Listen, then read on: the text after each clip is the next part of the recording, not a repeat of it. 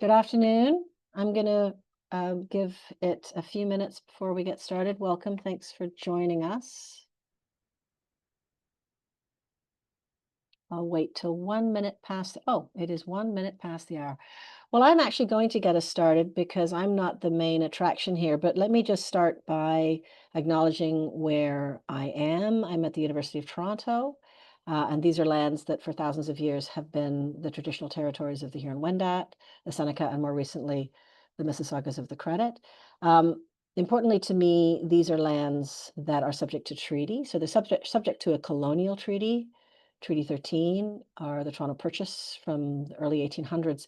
But even more importantly, they're subject to Indigenous legal treaty, the Dish with One Spoon Wampum Belt Agreement. And this was a peace agreement between the Anishinaabe and the Haudenosaunee to live together and to share these lands in ways that sustain the lands for future generation.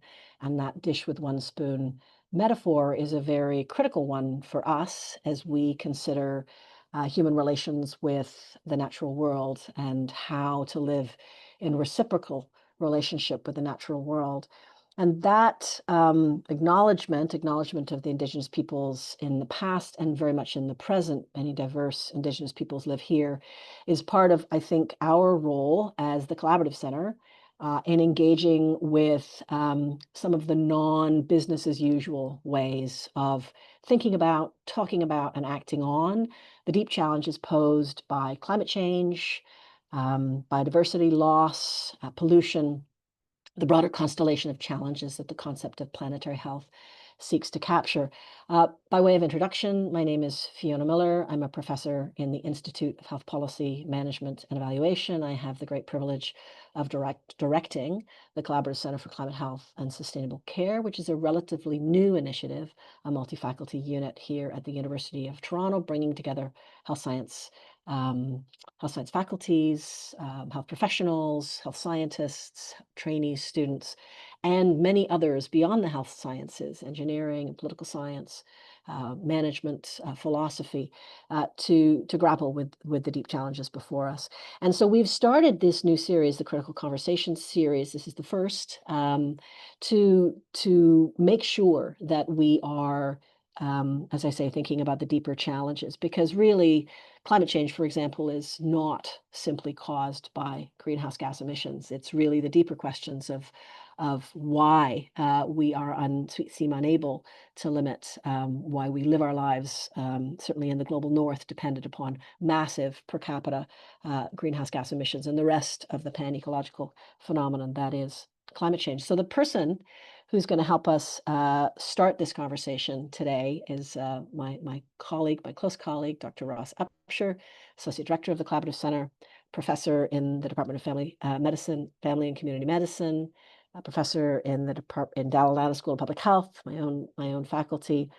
And I'm not going to read Ross's bio, but he brings many decades of working at the various interfaces of health, human rights, ecological change, and often brings a deep sense of moral philosophy and ethics to this, and has very important roles internationally and locally, grappling with the ethical challenges as co-chair of the WHO Ethics and Governance Working Group and other such roles.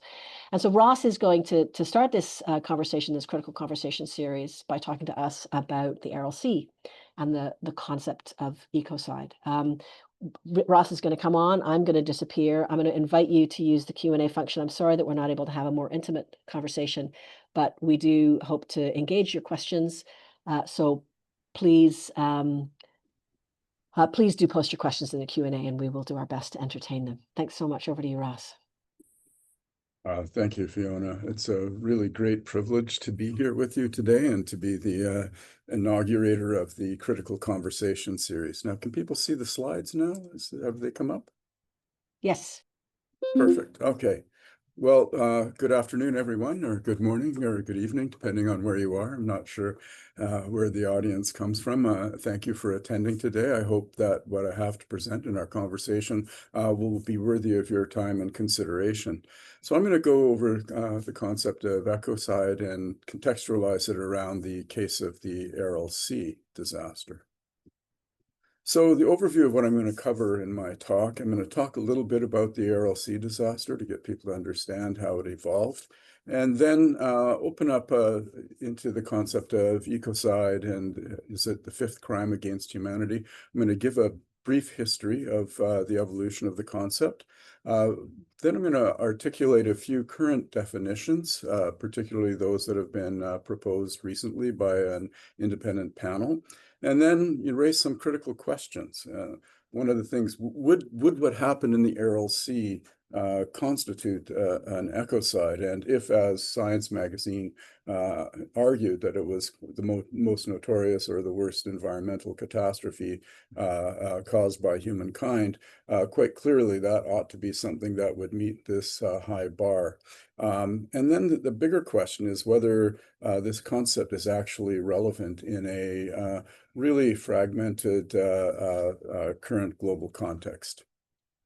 So where is the Aral Sea? Well, it's located in Central Asia. It's bounded by three, and this is relevant to the discussion, three independent states that were formerly part of the Soviet Union: Uzbekistan, Kazakhstan, and Turkmenistan. And at one time, it was the fourth largest inland body of water, larger than all of the Great Lakes, except for Superior. And the basin and the population at risk was about 5 million people. So here's a map that gives you a little more contextualized sense of where it is.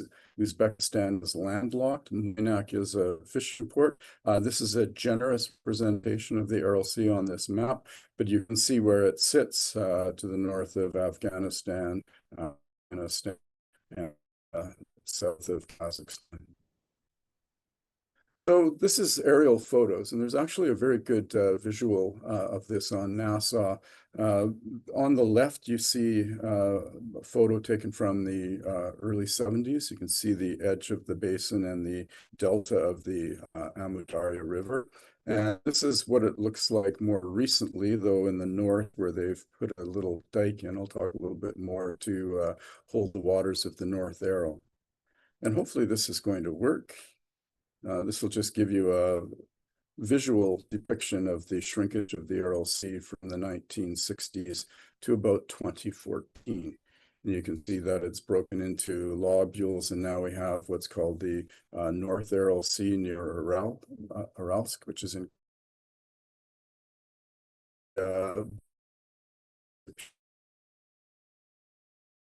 Fishingville, quite remote. Just point out this little bit of land, the is um, important because it the Ross, I'm not seeing anything. oh, okay, sorry, it's not coming on, so I apologize for that. It didn't come along. I'll just stop sharing for a second and bring back my slides. Apologies for that. I had tested it before and it worked, but such is life, best laid plans. You can follow the link or on Wikipedia to see that disappearance. Now we'll go back to the slides. Yeah, so just leave that if you want to go to that. So as a result, these are the sort of abandoned ships. These are old fishing ships that are now many miles from where the fishing boat, the sea was. So Uzbekistan is a large Central Asian republic. It's poor, largely rural, has a rapid population growth, currently somewhere around 36 million. There hasn't been a census for some time. Total fertility rate is about 3.3 children per woman. It's ethnically diverse: Uzbek, Russian, Tatar, Kazakh, Tajik, and Karakalpak. And the major industries are cotton, with the capital C, gold, natural gas, and chemicals. So Karakalpakstan is an autonomous republic within Uzbekistan, and it's the one that borders the Aral Sea and has a population of about 2 million, has a high birth rate, death rate about 6.3 per 1,000, infant mortality rate relatively high at 550 to 1. But many of the statistics should be regarded with some skepticism. So why is the Aral Sea disappearing? Well, it's a terminal basin and it's fed by two rivers, the Sirdar in the north, Amud history, the south. And since the 1960s, as you saw in those photos, the sea has reduced dramatically. And it's from a combination of climactic and anthropogenic causes, more anthropogenic than climactic. So in the 90s, there were some dry years that reduced the volume of water into the rivers. But the chief cause is the consumptive withdrawal of water for irrigation. Irrigation had been long-standing practice in the Aral Sea, but changes in agricultural practices increased withdrawal starting in the 1960s. And that was because of cotton. I remember back in the 1960s, there was this thing called the Cold War. The Soviet government decided that it needed to be independent in its cotton production because most of the other large cotton producers were not really congenial to their political goals. And they started to irrigate massive amounts of land to grow cotton. And water withdrawal, so they were diverting water from the rivers into largely open canals, and it was such that the volume of water reaching the sea decreased to the point that the shore waters receded. And the cotton industry at the time relied on rather, as I mentioned, primitive irrigation techniques. There was it was monoculture, it was monoagriculture, it was cotton, and more cotton. And failure to rotate the crops resulted in massive use of pesticides, fertilizers, and a really interesting technique. They would defoliate the cotton plants with, they didn't have the big industrial cotton harvesters that you'll see in other parts of the world, but most of the cotton was picked by hand, and they would defoliate the cotton crops and send out the population en masse to harvest the cotton. The irrigation, as I mentioned, there was a lot of evaporative loss, but even more water sunk and raised the water table. And as a consequence of that, salinization of the soil became a major problem.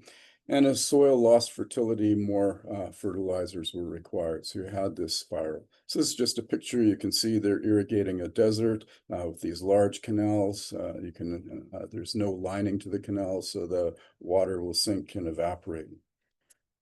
So fertilizer use in the Aral Sea Basin is about 10 to 15 times higher than in the other parts of the former Soviet Union, with an average of about 54 kilograms per hectare as compared to about 3 kilograms per hectare in the rest. And these chemicals run off into the drainage canals, infiltrate drinking water, sediments, and the food chain. And so you can see here, and if you've ever if you go to Uzbekistan during the cotton harvest, you will see there's these big trucks and there's these areas where there's just huge piles of cotton being harvested and farmed.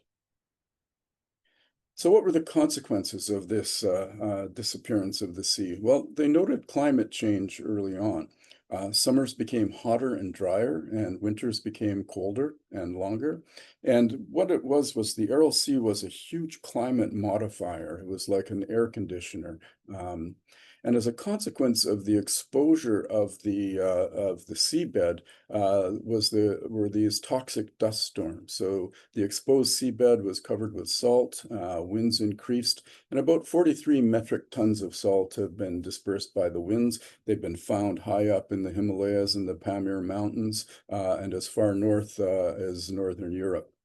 And these dust storms are increasing in intensity and frequency.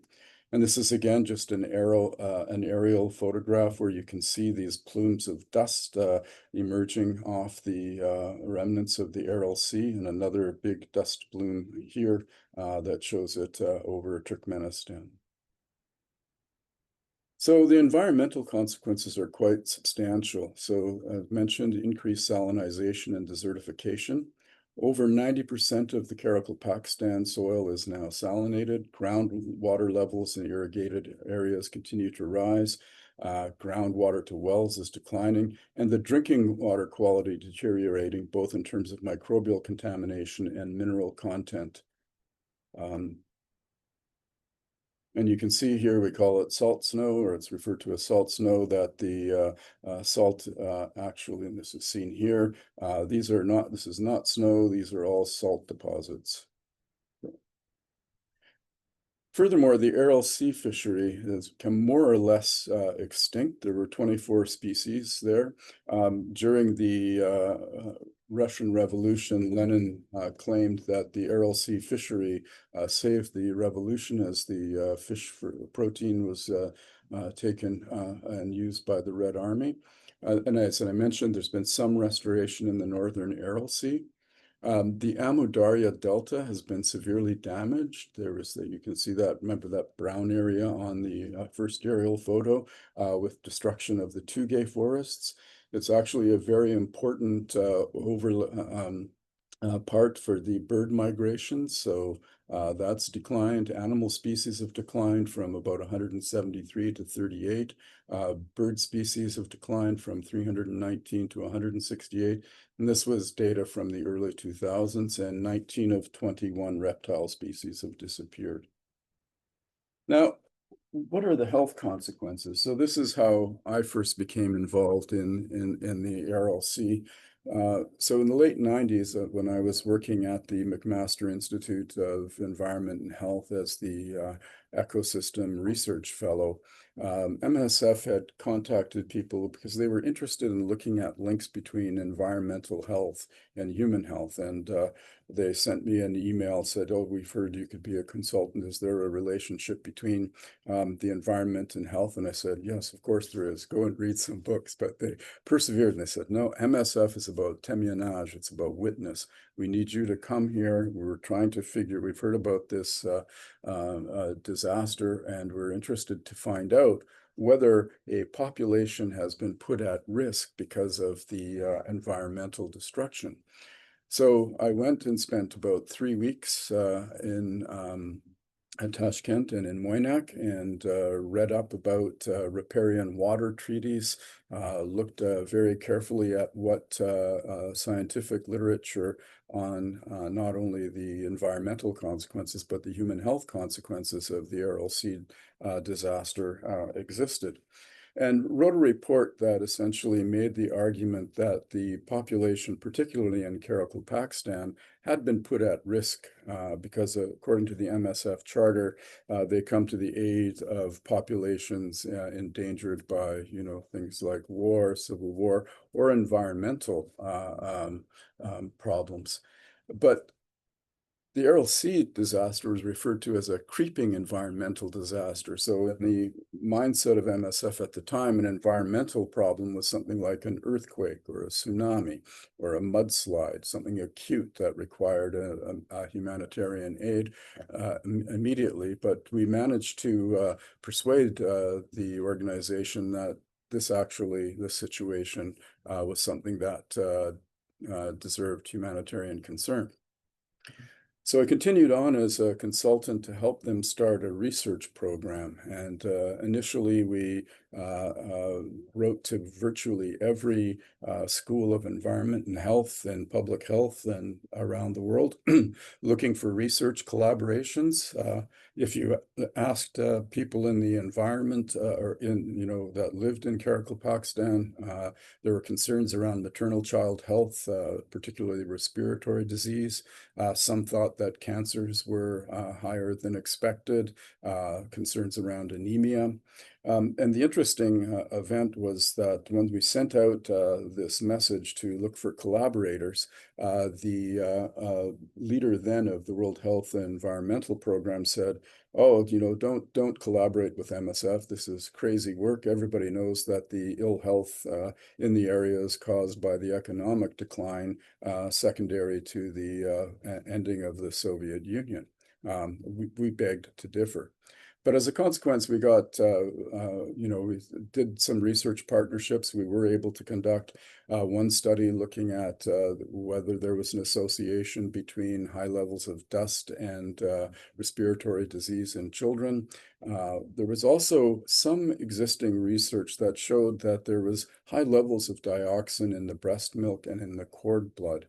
And we managed to get one study looking at food samples from markets around the Aral Sea, and found that animal fats were heavily contaminated with dioxin, which meant that we completed an exposure pathway.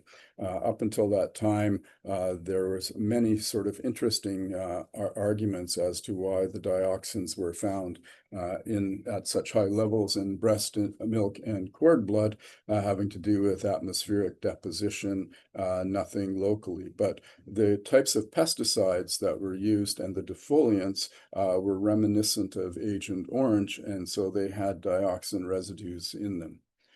The other thing that we found were extremely high rates of tuberculosis, particularly drug resistance forms. And these linkages between the environmental despoilation and human health are still being researched. Unfortunately, our research program came to an end for a variety of reasons, notwithstanding events subsequent to 9/11. Instability that was occurring in Uzbekistan itself. MSF is an organization that is not afraid of going into conflict areas, but while we were trying to build up collaborations with universities, universities are understandably somewhat reluctant to send graduate students into areas where there is political instability. And as a consequence, by about 2003, 2004, our research program came to an end.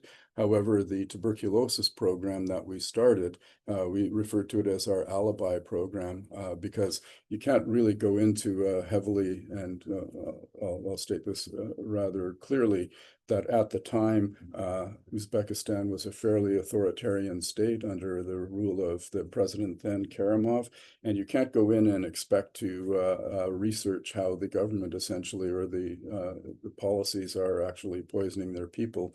But we did find that we could gain traction by dealing with the very serious tuberculosis problems that we found. And the tuberculosis program continued for another 20 years and contributed considerably to our understanding of treatment of drug-resistant tuberculosis. So this just illustrates that, in an area of high contamination and high birth rates, that children are at risk.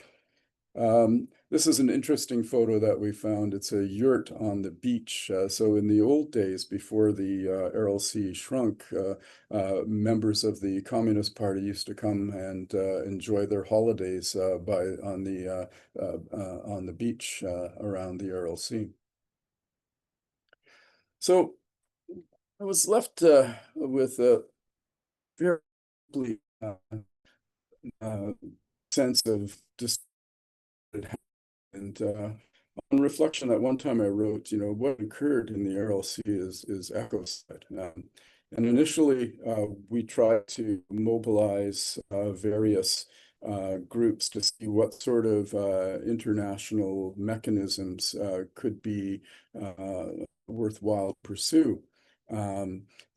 Such mechanisms, as I noted at the time, require extensive civil society concern and dedicated effort, and considerable political capital is needed to have such events recognized as actionable by the global community.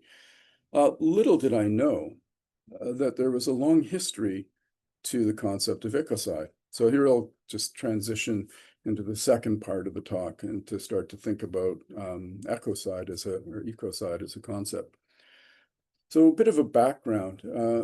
Arthur Galston, who's a botanist who had a long distinguished career at Yale University, when he was doing his doctoral work, he was working on a compound that he was trying to promote flowering of plants.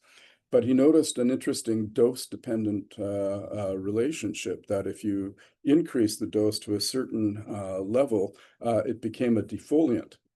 And the research that he pioneered actually led to the creation of Agent Orange. And Galston himself went on to become quite a notable bioethicist in his own right in his career. And remember, around this time in 1970, the Vietnam War was very active, and Olof Palme, who was the Prime Minister of Sweden at the time, opening the very first UN conference on the human environment, speaking about the Vietnam War, states that using pesticides and bulldozers is a scandal referred to as ecocide, which calls for international attention. Subsequent to that, a legal scholar, Richard Falk, drafted a proposed international convention on the crime of ecocide. And here he was trying to really articulate how this could be considered an international crime and what would be the language. And I have a link to that article in the resources. Subsequent discussions were initiated by the UN International Law Commission for inclusion in the Code of Crimes against the Peace and Security of Mankind, which eventually became the Rome Statute, which undergirds what's now known as the International Criminal Court. And something interesting happened. So what is remarkable is that in 1993, when ecocide was listed as a crime against peace in the draft codes of crimes against peace and security of mankind, it excluded ecocide in the final document. Only 3 countries were on record at the time as having opposed its inclusion, namely the Netherlands, the United Kingdom, and the United States of America. And further argues that despite the overwhelming support for a law to prohibit ecocide during war and peacetime, so that was the important thing, was to get it into the peacetime as a crime during peacetime, not just as a war crime. The proposal was unilaterally removed overnight without record of why this occurred.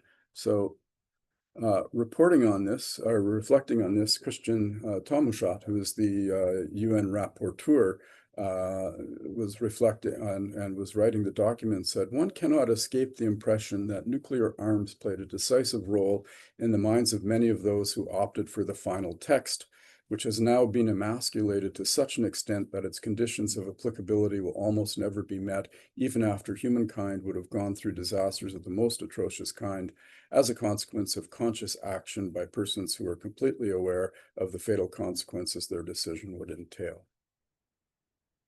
So it didn't make it into the as the 5th crime for the ICC.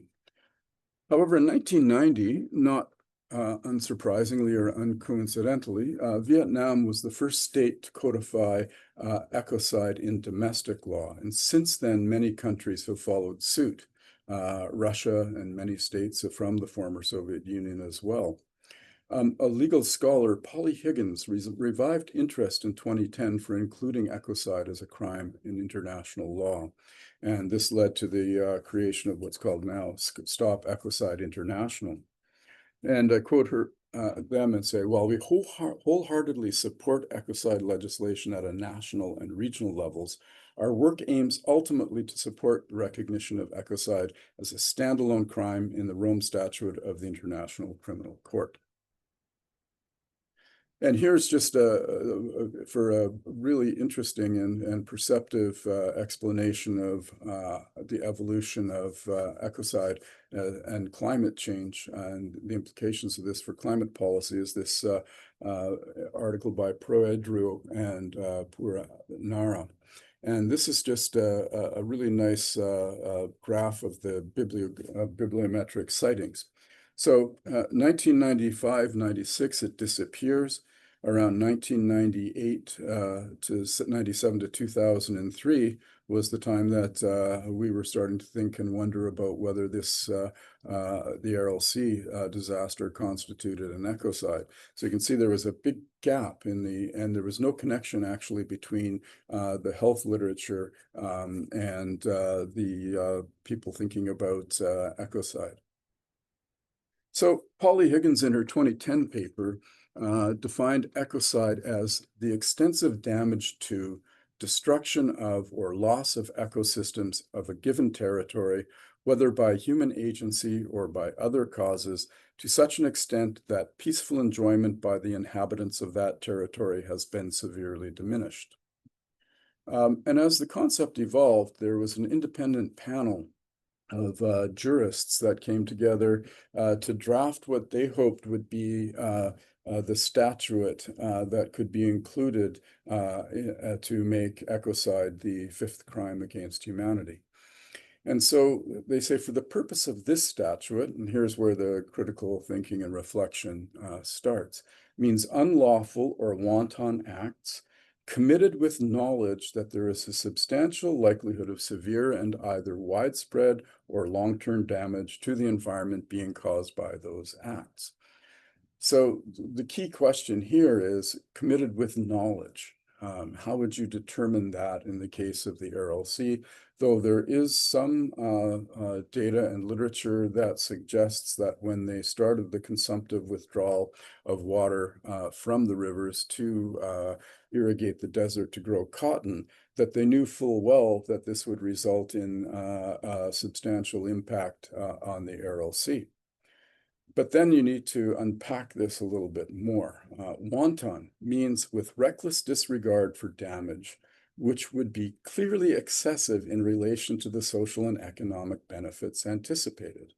And this becomes, in the context of the Aral Sea, a difficult decision to sort of mediate through, because quite clearly in the early days of cotton production, before the hypersalinization of the soil and the reduced capacity of the soil to produce cotton, there were social and economic benefits. It was a very lucrative crop.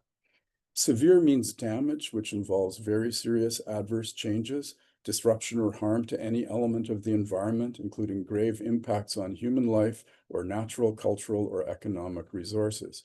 And quite clearly, I think the Aral Sea indicates disruption or harm to a large part of the natural environment. How grave those impacts are on human life depends on how you interpret the source literature on the human health impacts are.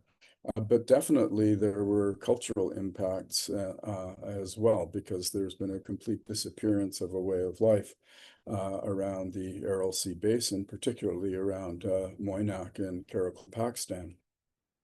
Widespread means damage which extends beyond a limited geographic area, crosses state boundaries, or is suffered by an entire ecosystem or species or a large number of human beings. I think clearly the Aral Sea disaster meets the widespread criteria. Long-term means damage which is irreversible or which cannot be redressed through natural recovery within a reasonable period of time.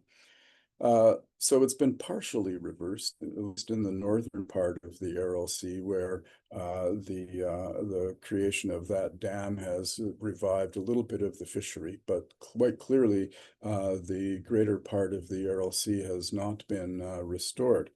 There were some interesting thoughts early on to divert rivers from northern part of Russia to bring water back to the Aral Sea, but that never occurred. And of course, the environment means the Earth, biosphere, cryosphere, lithosphere, hydrosphere, and atmosphere, as well as outer space. And given I think quite clearly, the Aral Sea meets those criteria. So in my mind, it's not exactly straightforward that the Aral Sea could actually meet the criteria for the ecocide, which then raises the question, what would? So I've already gone through this question. Would the Aral Sea disaster meet the criteria for ecocide? But the other thing to think about is, what's the nature of this crime? Who is responsible? So the Rome statute and he interpreted the international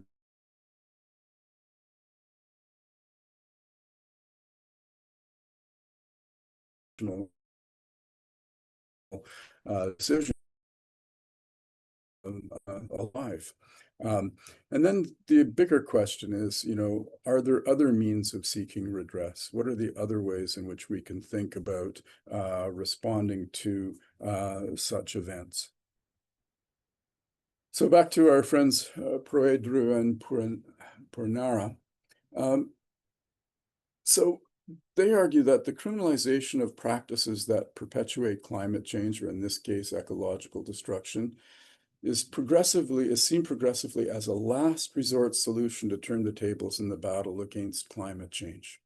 And they say our analysis shows that the advance of relevant domestic legislation and an international crime of ecocide should not be seen as a panacea due to foreseen applicability and effectiveness hurdles.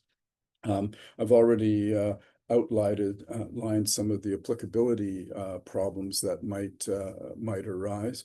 But the effectiveness hurdles also, I think, relate to the fact that the International Criminal Court itself doesn't have, many of the states that could be brought forward or individuals aren't covered by the law. And that having been said, the criminalization of ecocide would contribute to climate policy through building the momentum for more states to institutionalize a crime of ecocide domestically. And that's being worked through by the EU currently. I've not seen anything in Canada to that extent.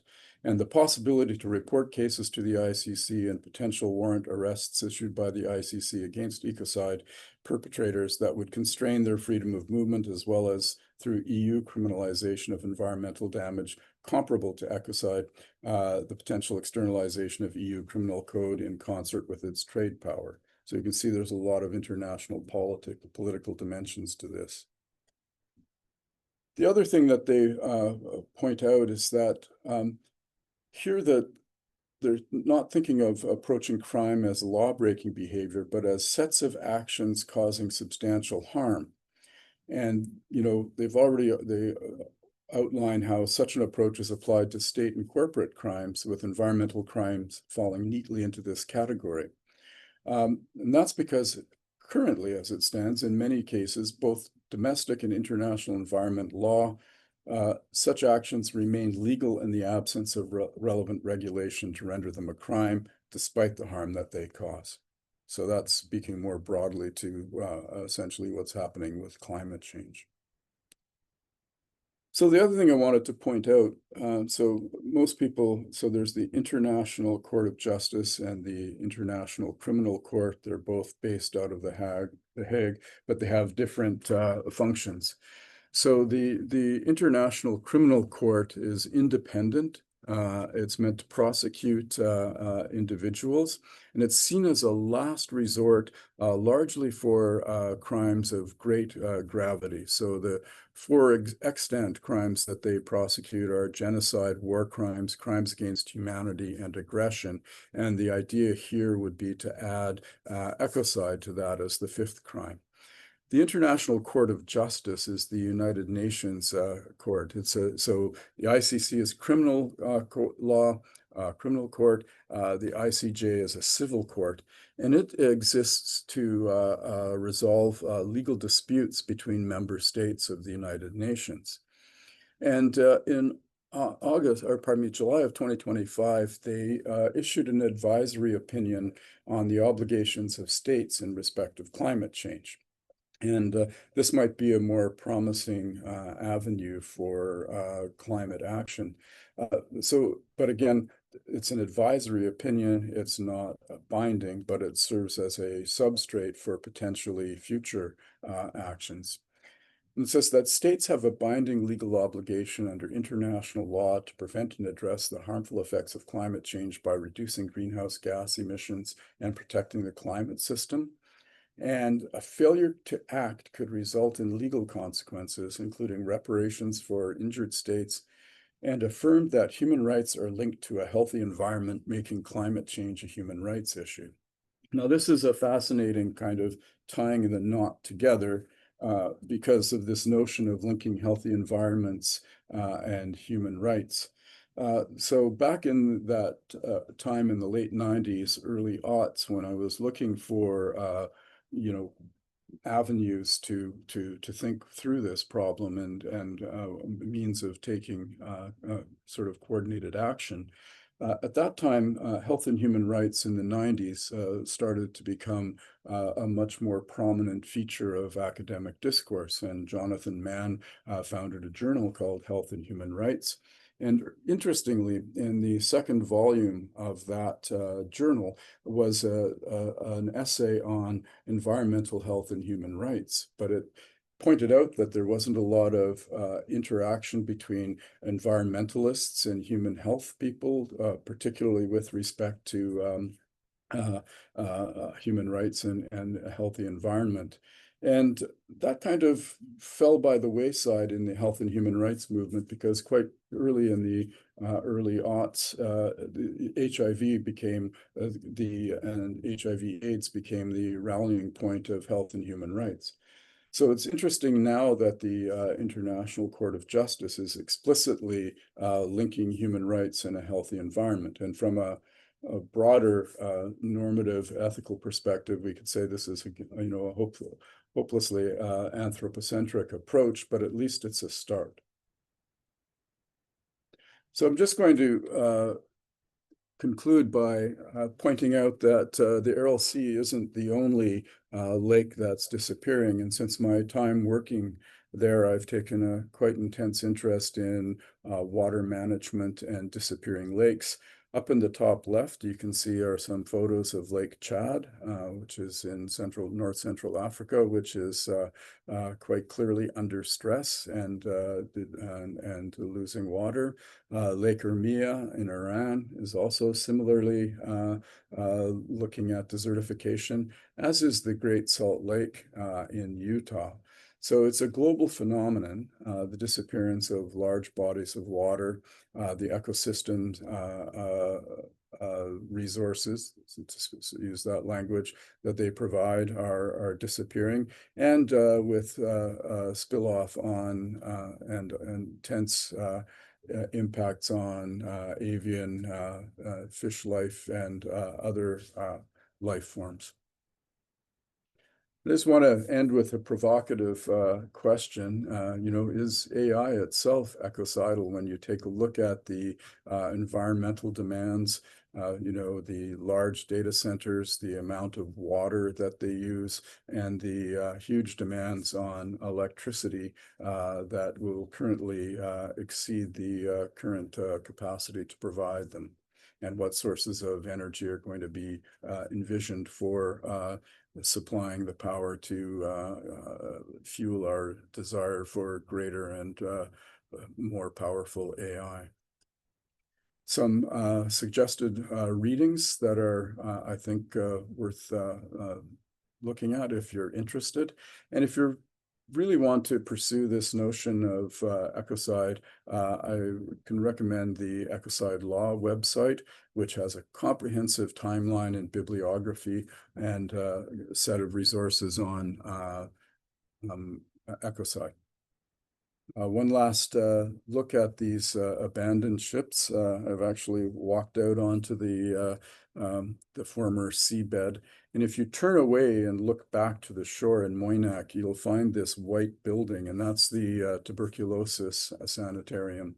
And David Suzuki did a documentary on that that sort of highlighted some of MSF's work. It's called The Hospital at the End of the World, and it sort of explains a lot of the ecological and scientific dimensions of this.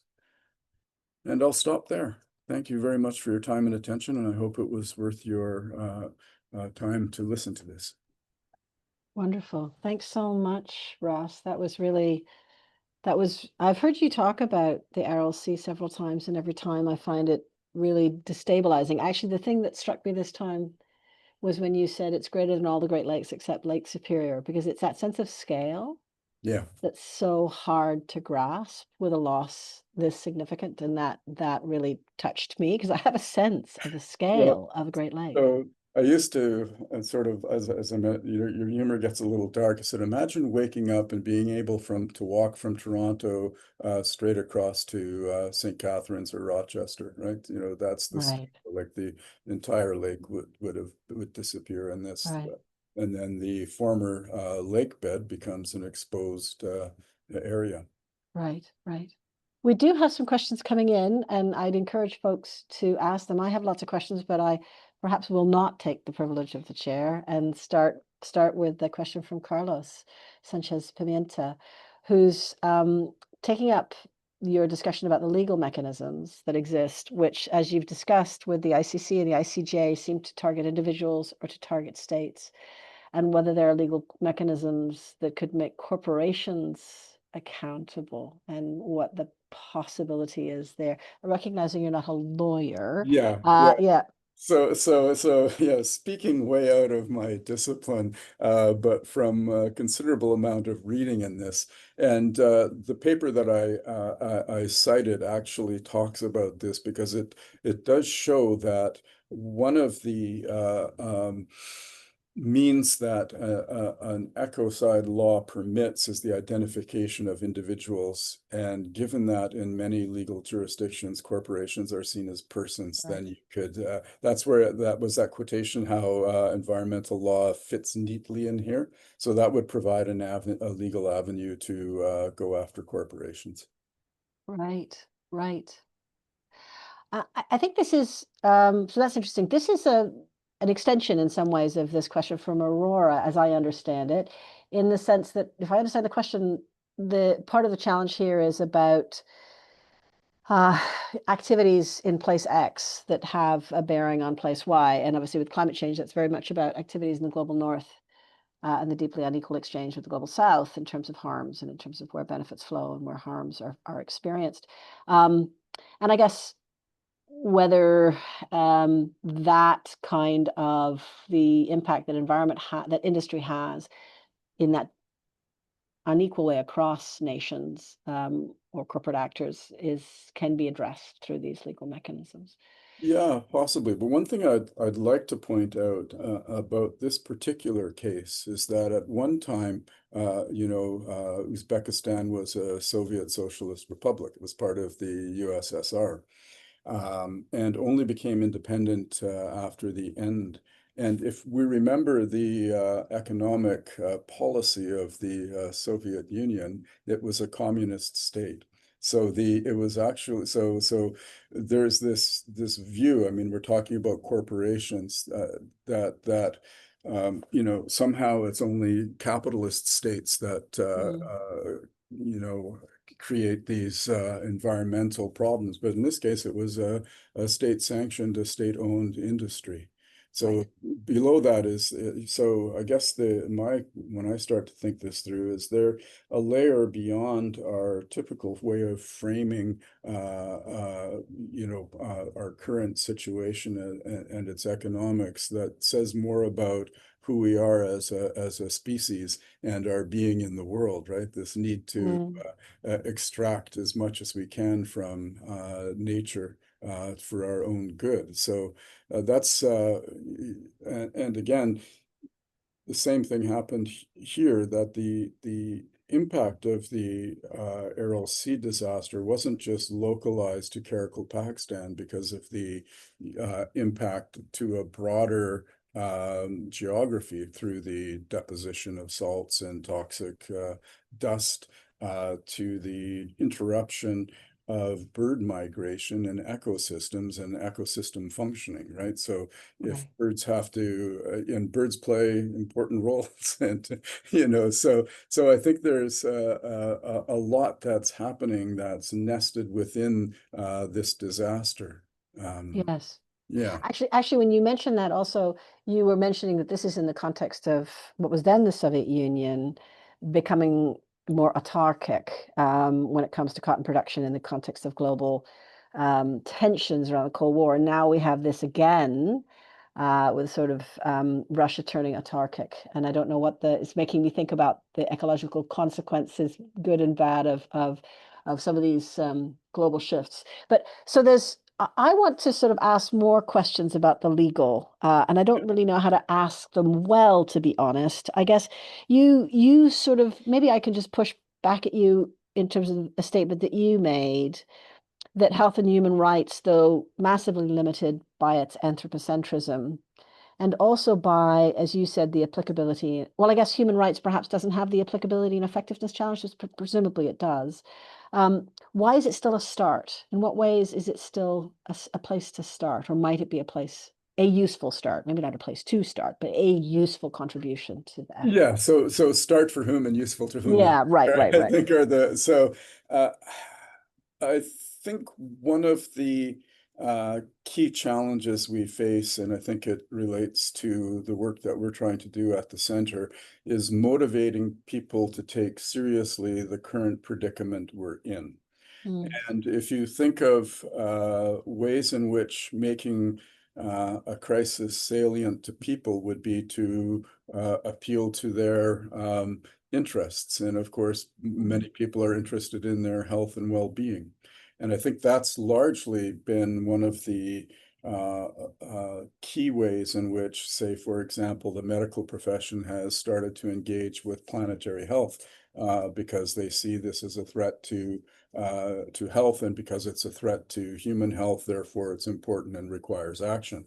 Um, People who've been involved in environmental health for a long time, old people like me, have been who started with the interest in exposures and outcomes in human health, and then broaden their perspective to more broadly ecological perspectives, and starting to think through the concerns and well-being of not just the human species. I guess you'd call it the entry level. So human rights and health, I consider as a starting point to introduce people into a broader discourse of much more challenging and serious concerns that we are facing. and does that necessarily imply legal mechanisms which face Well, these yeah, enormous, as we are witnessing today, the complete failure of ICC and ICJ opinions and actions? yeah. Well, I think we're in a very difficult situation currently because I think reliance upon legal mechanisms is not going to get us very far globally. It might have more localized impacts Right, where right, rule of law is taken seriously. So yeah. a good example would be the women in Switzerland who went to the Human Rights Court in the European Union and got a positive finding. So now Right. they've got so as long as the EU decides that it's going to adhere to the rule of law, then Mm, then there's a possibility. But at the international level, quite clearly, we're facing some challenges about rule of yeah. law. Well, maybe this is a relevant direction. Peggy Milson comments, she frames it as a comment, not a question, but seems very germane to this. The policy framework of gross national happiness developed in Bhutan is a measure of policy impacts and national plans as opposed to purely economic measures. GNH looks specifically at ecological impacts, and beyond that, there's the well. So is it also sort of these other approaches that capture um, our relations with the natural world, our interrelations with the natural world, as we measure and assess our own conduct and performance through the various policies and regulations and strategies that countries Yeah, or that's a organizations great pursue. point, and thanks, Peggy. The one slide I didn't get to was what are our possible I decided at the last minute to drop it, or what are our possible responses? So, legal responses are clearly one avenue. There's lots of ways in which civil society can organize. There's a variety of different ways in which we can try to pursue and move things forward. Um, and so my conclusion after going back into this and rereading it is I don't think that adding ecocide as the fifth crime against humanity is going to get us very far. I think Right. at most it would have a symbolic function because, given the what it would take to meet the bar of that definition, should that be the definition that's included in the law, it's Yeah. going to take an immense amount of resources and who's going to adjudicate that? Yeah. And even the ambiguities around the human health dimensions, right? Mhm, mhm. So I'm, and I think we need measures that aren't measures of last resort. I think we are already in a Right. fairly grave situation. Right. So we need to expedite matters rather Mm. than lengthy court proceedings. Right. Well, I'm just going to read Edward Shear's comment that his understanding is that once laws, further to your point about the significance of national laws, that once laws on related issues related to ecocide are passed into domestic law, industries under their jurisdiction can be held accountable, including, I suppose, another international jurisdiction. So But let me take up, I think, the point you just said about temporality in a sense. You made a comment about for MSF, one of the things that was in some sense, I think, challenging for them to deal with the Aral Sea was, as you said, the creeping Yeah. environmental challenge.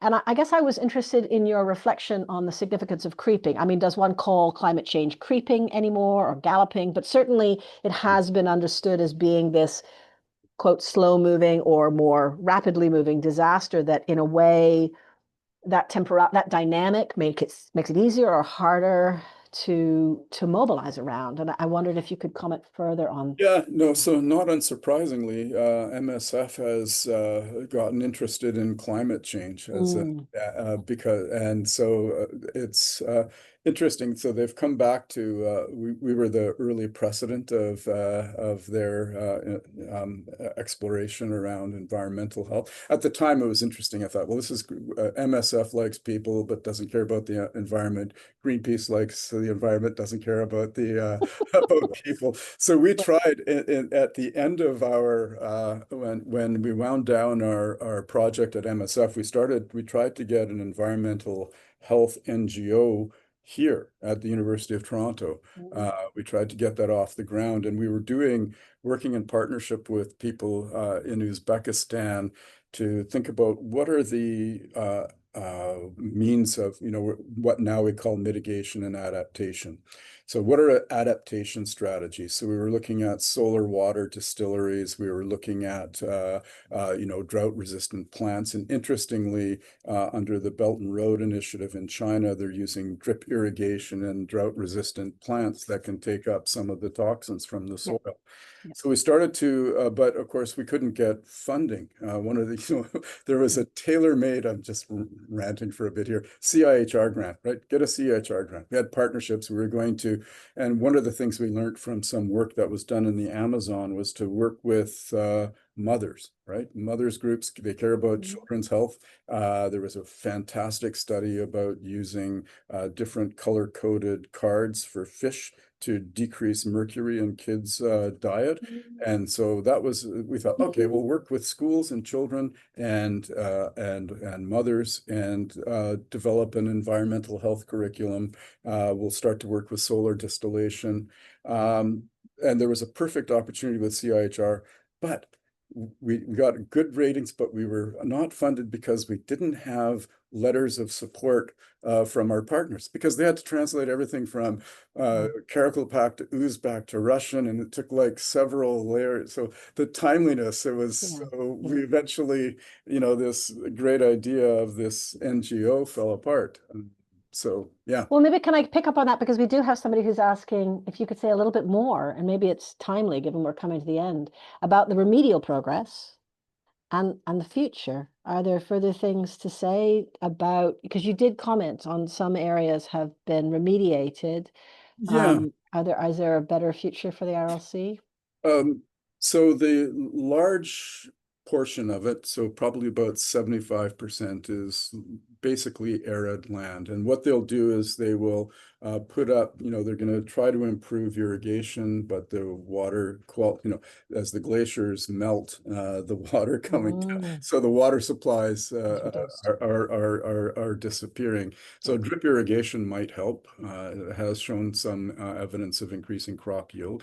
Drought-resistant plants where there still remains human settlements will help, but there has been, and one of the projects we tried to get was how many people were environmental migrants, how many people left the Karakalpak stand to move to Tashkent or Almaty or wherever in Kazakhstan and Uzbekistan because of environmental destruction. We had some interesting partnerships with the Ethnography Institute there.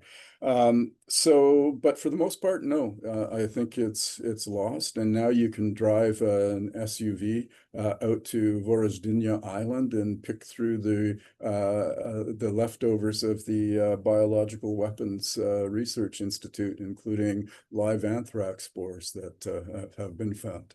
So it's not a very happy ending, to be Right, honest. And I think right. it's a foreshadowing of what might happen elsewhere. Wow. And on that note, I'm not that happy. we will bring this conversation this critical conversation to an end. And I thank you very much, Ross, for Such a starting us good off. I thank you. opportunity, Anna. Yeah, I thank you for for those who've participated live and will view this later. We will continue these conversations. Thank you, everybody. Thank Take you. care.